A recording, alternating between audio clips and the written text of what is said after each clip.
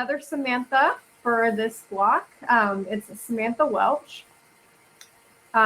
Samantha, or Sam, currently works as an AM design engineer at the Additive Design and Manufacturing Center at Lockheed Martin Space in Sunnyvale, California.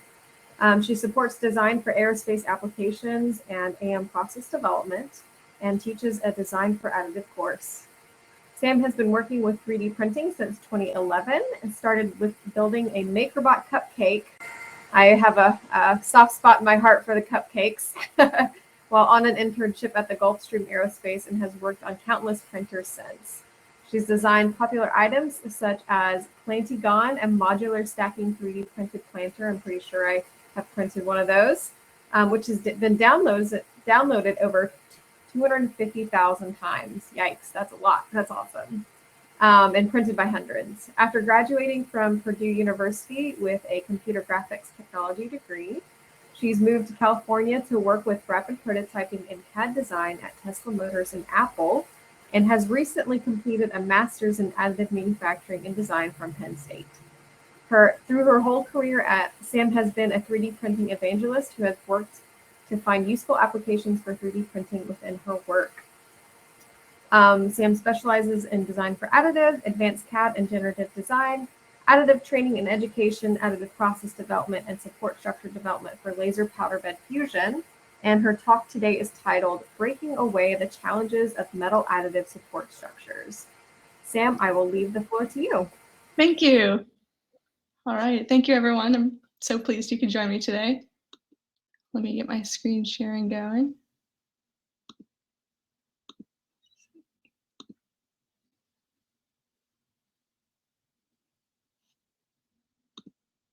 All right, is that working? Perfect. All right. So as mentioned, I recently completed my master's degree from Penn State in their additive manufacturing and design program. And the work I'm sharing with you today is the results and findings from my study for my master's project. So if you've worked in metal additive and if you've worked with supports, you know that they're kind of a huge pain compared to if you're used to coming from the polymer space, like I was at first a couple of years ago before I started at Lockheed. I was used to support settings being a checkbox, supports on or off. I was really disappointed to find out that this was not the case, especially for laser powder bed fusion. Supports were something that needed to be carefully considered, manually applied, and even then had, at the time the settings we're using had, risk of leaving some real ugly marks on your parts. And so with what I was used to from the polymer space, I thought, there has to be better solutions. We're not solving drastically different problems here. And so throughout the years, I've iterated on a couple different settings and approaches and techniques to give us some more robust, easily removable support structures that we use pretty readily on our applications. So I'll talk about some of the background behind how supports for metal additive are different from considerations for polymers and other additive processes. A little bit more breakdown of the actual geometry of the ones we use most commonly for our metal supports, and then some of the overview of findings from my study.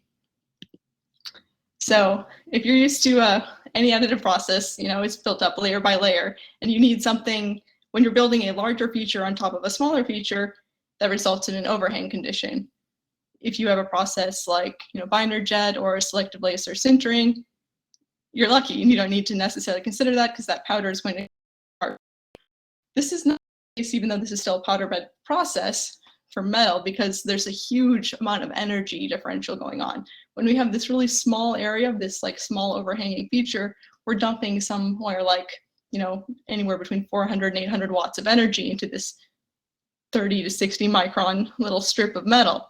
And so as that rapidly cools, it tends to curl up, and if it doesn't have anything to wick away that heat, it can do a crumbly mess. If it's not attached to anything, that recoder will come on by and carry your feature away, which doesn't bode well for the layers. If you have a feature that's building up in one direction, as seen in this picture here, depending on how shallow that angle is, it can really deteriorate quite significantly. And across industry, it's still a huge point of variability, such that the design for additive rules generally recommend, if you don't need supports, don't use them, design them out whenever possible. And this is because a lot of places, don't necessarily have the time, resources, or someone is interested in this otherwise throwaway part of the process to dive in and optimize those. And so part of the goals of this is to give people a better framework to start from, that if you're struggling with supports now, here's some settings you can use and hopefully go from there to find something that works good for your application. But there's a huge amount of variability available just because of the wide variety of parts that we're often printing for this process. So as I said, for metal, they're really functioning quite different. They're not necessarily providing kind of a gravity feedback like they are for polymers, but they're really more of a anchoring to the build plate thermal interface. And as we're looking at different alloys as well, like each of those have different thermal conductivity. And so the way that these are functioning is also going to change. And so that kind of changes the different factors at play when we're applying these, and also when we're considering how to design and also how to set up a build. So this is some level of a shorter term issue. We've got, on one hand, you can develop better supports and better designs, but then on the other hand, there's process control improvements that are in works, such as selective parameter modification, things like downskin, upskin modifications, and then, full process modifications to the extent like what Velo 3D does.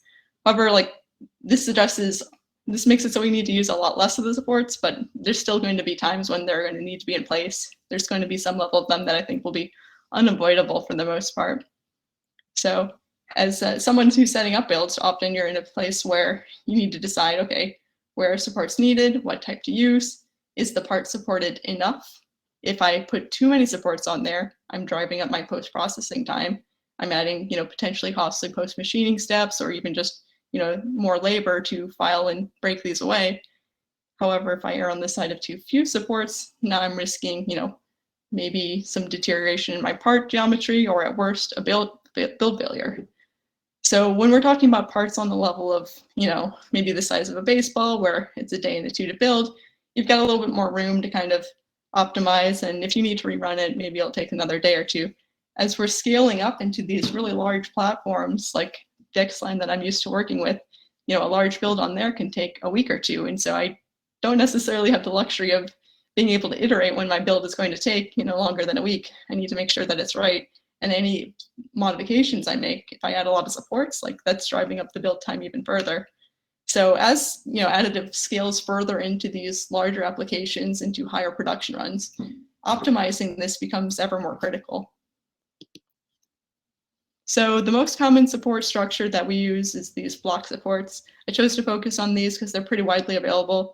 There's a number of other, approaches to this, and some fairly costly software solutions that not everyone has access to. So given, the things I had learned in the polymer space, I thought there had to be some transferable part of this to the metal additive space, given that there's plenty of different geometry options to play with to get something that I could break away with pliers or air file rather than needing to break out, a mill. So the critical parameters involved here, and when I say parameters, I'm referring to geometry variables, not necessarily part parameters, laser parameters, is going to be that part to support interface. That's what all of this tends to come down to, is that actually where my support is attached to the part. And commonly it has this kind of tooth interface. The tooth height is one parameter, the tooth contact width is another, and then there was this other function, Z offset, which is how much it's kind of set into the part. And based on the research we'd done and some of the studies I'd read, we weren't quite sure how that influenced things. We knew that it did, and I wanted to characterize how. So I created this study basically to determine, now that I had settings that I was fairly happy with for aluminum, I wanted to know, which knobs to turn to customize them for a certain application, and which things actually were influencing the overall strength of a support structure. And then also, like I said, I'd primarily been working in aluminum up to this point. I wanted to know how transferable this was, titanium 64 or stainless steel. So for this study, I had my kind of baseline settings and then tested a few key variables within that space, as well as having it produced on a fairly wide range of materials and platforms. I asked the operators to use their standard processing conditions. I didn't want to get into a whole parameter study, but I will say that if you're struggling with the supports and them failing on parts that you feel like they should be able to work on, I would look at your part and support parameters first before getting into this side of it. So the coupon I designed for this is a fairly straightforward tensile bar. It had a your standard sub-size ASME E8 style. Kind of looks like a guy standing there with his hands on his hips or with your hands in your pocket. So I had a stepped region to better inspect that critical part of support interface. I had these protective arms since some of these are going to be printed at various places around the country, I didn't want the supports to get damaged in printing and affect the results. So I had these arms on there that got snipped away before the tensile pull. So for the aluminum samples, I CT scanned them. If we're going to get tensile data out there, I need to know my cross-sectional area, and it's not quite as simple to measure as it is for a bulk material, and it's this fancy grid pattern. So all the aluminum samples were CT scanned. We had a modified Python script to extract the cross-sectional area as a function of height throughout that part. And then after that data was collected, the tensile pull was performed, as well as a removability evaluation afterwards.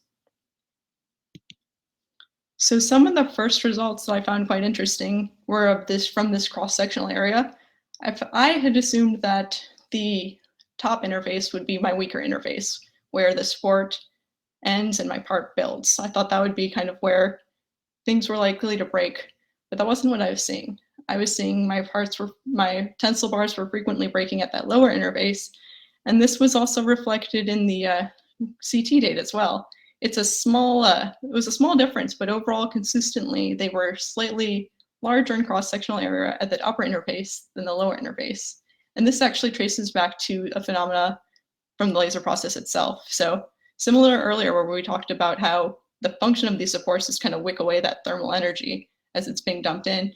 When we are melting unsintered powder, the melt pools are actually larger because they're spreading more into kind of that neighboring area and not necessarily being wicked away into a solid substrate. So those larger melt pools actually translate to the cross-sectional area of the top of the part being slightly larger consistently, and therefore, because the cross-sectional area is larger, it's not necessarily the weakest point in my tensile bar. Physics still applies no matter how complicated of shapes we're printing, and the bottom of the support is going to be my weaker interface. So that was a good find. It was something good to keep in mind as we're approaching these. The next interesting results I found were of the tooth height. A lot of the papers I was finding, kind of other recommendations, were recommending these, fairly small interface regions, a 0.5 millimeter of tooth sizes. I just really hadn't had luck with those in our applications, and we were using much larger tooth heights. And I had a kind of an inkling as to why that did actually get chased out in the study, and that when you're working on these smaller platforms with smaller laser powers, smaller spot sizes, and therefore smaller melt pools, you're able to resolve these small features repeatably. But as we're scaling up to higher power laser settings and larger platforms, our small features don't quite resolve in the same way unless we're specifically optimizing for that. And so the larger teeth were able to resolve more repeatedly across these various settings and platforms than the smaller teeth, which gave us kind of a more robust repeatable result, which is what you want when you're printing fairly critical parts. I also found that for the aluminum parts, this correlated with the minor improvement in strength. The larger teeth were easier to remove and were slightly stronger. So overall, I recommend if you're looking at this support interface region, these larger size interfaces tend to be more robust and repeatable than these smaller ones. And this is some of the data. It's funny when you get all these samples, it seems like it's just an endless amount of samples to process. And then you actually look at the data and you're like, well, I wish I had way more samples. So the curse of any study. But as you can see, most of the modifications here were not, fairly dramatic as far as their influences on strength. Like I said, these are kind of fine-tuning knobs, other than hatching, which gets back to, of course, if it's denser, we'll have more of a cross-sectional area and our part will be stronger. However, I really don't feel that adding that, tighter hatching for that support grid is necessarily worth the strength improvement, because in the removability trial, it really had quite the negative effect. As we moved that grid spacing tighter, it trapped a lot more powder. It was no longer able to be removed with hand tools. And so if you're in need of a stronger support structure, I would really recommend using more of a hybrid approach of a sparse grid and then some solid posts or thin walls, rather than densifying all of your supports and making it a nightmare to post-process. So the next one that I got into that was quite interesting was the C offset. I had seen some influences and couldn't quite chase to what, and there was actually a number of things going on here. Of course, it always is an additive. So when I noticed when I didn't use any of this Z offset, my part actually on some of my samples, these supports were like barely attached to the bottom. The teeth were already lifting up. And then when I did use this Z offset, the teeth were fully attached. It didn't quite make sense to me given that, I'm dumping a lot of energy in and then exposing a small support projection onto it. But when I looked closer into it, there's actually some relationships between a few other variables that were not being caught initially. So when we're doing these laser exposures, the laser's not actually tracing my part edge. It's tracing, set inside of my part edge because that melt pool offset needs to be set so the edge of my melt pool is going to be at my part edge so my part doesn't come out oversized. So when I slice my part, I've got these closed contours, that offset applied, it's all good. When I slice my supports, they're all open vectors. There's no way to apply that offset to an open vector. And so they were actually being projected outside of my part lines, which is not what I was intending, and something that was detrimental to the strength of these in the samples where that was present. So there's a fix for this. If you correlate your, if you shrink your supports down to the same extent as that parameter offset, now it's going to line up where you think it will. It's just a very odd processing sequence because it's handled in separate softwares and at separate points in the prep process. So it's an edge case, but if it's one that applies to your process, definitely take a look to see if this could be the root cause of some of your support failures. This was something that we observed in the Magix to concept laser workflow, the Magix to SLM workflow. However, if you're working with like 3D Expert and EOS, they handle these more concurrently, so less of a risk there. But so this is what's happening, with Z offset on a single layer, like 2D level. It gets really quite interesting when we get to it over, multiple layers. So one of the edge cases we were seeing is that, as people often do, we had parts that we wanted to start on an edge and then grow into a part. And so we did have a kind of a single line of supports attaching it, but we were seeing a lot of weird effects and some detachment there. And this is because that offset, as our part is offset within the melt pool bounds, it actually makes it so those first few layers, there's no exposure attached to it because it's offset smaller than, a value that the melt pool would project. So this actually then pushes my part up a layer. And depending on what that melt pool offset is, that can push up your part, multiple layers. If your support is ending exactly where your part edge is, and your part is starting higher than you think it is, then, that's bad news. That's not really setting you up for success in subsequent layers for having a good, strong attachment of your support and for having that perform as it's supposed to. So this was a particularly interesting find. It's definitely something to look into if this is a sort of application or use case that you see for the for support applications or for these types of part geometries. So some of the overall takeaways of the study is that the findings were that the support structures were consistently weaker at that lower part to support interface due to some of the process influences that affect the as-built geometry. As far as the data collection, I did find that the for aluminum, particularly the A205, showed that these support structures have roughly 40% of the strength compared to bulk material. We're still processing the data on the remainder. And then, as mentioned before, using those larger tooth heights is more repeatable across a broad variety of platforms, which makes your part, more likely to succeed if you're transferring it between different systems. Like I said, you can decrease that hatch space to improve your strength. However, it's really kind of a significant caveat of making it far less removable and trapping quite a lot more powder, which is not something you want to deal with while processing these. I mentioned that Z offset has some really interesting interactions with both the kind of the 2D XY offset and then that subsequent layer offset of parts that needs to be kind of matched and considered to your parameter set. And then one of the other things that was tested was testing different heights, because sometimes we're supporting things 2 millimeters and sometimes we're supporting things, 200 millimeters off the plate. There was a slight decrease as the support got taller, but not one that was fairly significant. So these are the settings that I recommend. I'm curious to know, for those of you out there who work in similar areas, whether these are similar to ones that are in use or drastically different, or if you get a chance to try them out, let me know how they work for you. It's meant to be kind of a starting framework, because the ones that when I had first started, we started out with were not quite as robust, and these ones give us a much better platform to literally build the part on. One of the other things I want to note is the Recoder Blade. We've had best results with kind of a wiper blade style Recoder blade, that's soft recoder. Not so much, when I say wiper blade style, it's different from those kind of soft silicone nub ones, which can be easily damaged, leave streaks in your part. And then if you're using a metal recoder blade, good luck. Those are fairly unforgiving in this regard. So some of the future work, this is, just kind of scratching the surface of all of the different parameters and considerations involved. And one of the things that was collected as part of this study was the influence of these different supports and then the residual surface finish of the part. We're still kind of optimizing and collecting data to find supports that, have the least impact on net surface finish as is possible, given the process considerations.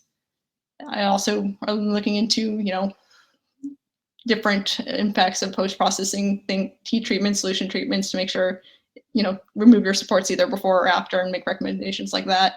And then there's a huge world of opportunity as far as alternate geometries. Like I think there's a lot of space for SLA tree-style branch supports, for variable density gradients, for alternate lattice styles entirely. There's a gyroid type shape that we use quite often that I think has a lot of applications in this space. But really, one of the things that this is kind of all gearing towards is to aid in further refinements for feature identification for support generation. That way we can have a generate supports button like we're used to for plastics work as it is for metal, because right now the ones for metal are not quite something you'd want to throw into your machine and run. So I'd like to thank the following groups for helping me complete the study. Lockheed Martin Space, it's been a fantastic place to work. I got to run both of these aluminum samples on the machines there, as well as get CT scanning, technical expertise, etc. And then Lockheed Martin Aeronautics provided the titanium samples. And if you remember last year when there was all those crazy freezing power outages, that was when they were working to get me these samples. So absolute kudos to them for still managing to help my grad study with all of that going on. And then Exact Metal is this really cool lower cost laser powder bed platform running out of, they're an offshoot from Penn State. They provided the stainless steel samples. And then thanks again to the Penn State AMD program and to Dr. Timothy Simpson for advising on this project. All right, questions, comments? Awesome, thanks so much, Sam. We have several questions, so we'll just go down the line. The top voted question is, do you have any insight on perforations in the block support? Yeah, actually, I didn't include that in kind of that final summary, but definitely use them. It's not worth trapping all that powder in there. They had kind of a negligible effect on strength as long as you're keeping that beam width. You've got an option there for those perforations, is how large or small you want to make them. As long as you make them, small enough that they're not compromising the integrity of your support. My setting is usually around over 0.5 millimeter. That it's worth it, just so you can easily break them apart and get powder out. Have you done any work with pins, and what are your thoughts on those? I am now. They're for titanium, they seem like they might work a bit better, as mentioned before. Aluminum's a little more forgiving because it's so thermally conductive. Titanium less so. So that's why we look more at pins for that. But we're just kind of still starting to optimize those now. We've got, you always have ones you're happy with, but you always in the back of your head think they could be better. I know pins were easier to remove for me, at least when I'm doing them manually with some needle nibs. Yeah. Awesome. How do you think your proposed support structure framework will affect residual stress? It's a good question. And it's so dependent on part geometry and, build orientation and the type of geometry you're seeing that in. We're still kind of waiting on to better characterize that so we can get kind of better read on that, but it's fairly part dependent is really as much as I can say for that. It comes down to part of just evaluating it based on prior judgment and the data you have. Gotcha. Have you worked with dissolvable metal supports? What's your take on those? There's some interesting work there. I don't know how much like I said, we're in aerospace and people are very sensitive to any sort of new processes, and one of the things is that it sensitizes the parts, to deteriorate your support structure, and they want to know, well, is that going to affect my part too? I don't necessarily want my part to be partially dissolved. So we haven't looked too much into that. We'd rather just kind of have ones that we can break away easily, but like things like contactless thermal sinks and stuff are definitely more of the leaning toward sort of applications. What's your favorite support removal tools and methods? Airfile. I love my airfile. Good to know. What's the best down-facing skin surface finish that you've been able to achieve on a flat overhanging surface parallel to the build plate? Ooh. So it's relative to how, you mean full parallel? Oh, you'll have to wait. I'll have to crunch the numbers on that. Because the trick I've been having there is determining exactly what I'm measuring, because it's one thing to measure, break off the support, and I've got a lot of like agglomerated powder on there, but if I brush it off, am I polishing it? If I go media blast that, is that really measuring the same thing? But I mean, 300 RA is generally our baseline for where we want things, and so I'm trying to determine how much it's deviating like for or against that. All right. Have you tested the Xerox Metal 3D printer? No, not yet. We've got one. We're still getting up and going. Is there any interest in green laser technology for copper 3D printing at Lockheed where you are located? Possibly. I don't know how much I can talk to that. Gotcha. All right. That was the last question. Thank you so much, Sam, for this very interesting talk. I think we all understand the pain of support structures and love that you're working to understand them better. So we appreciate that. And thanks again. All right. Thank you all.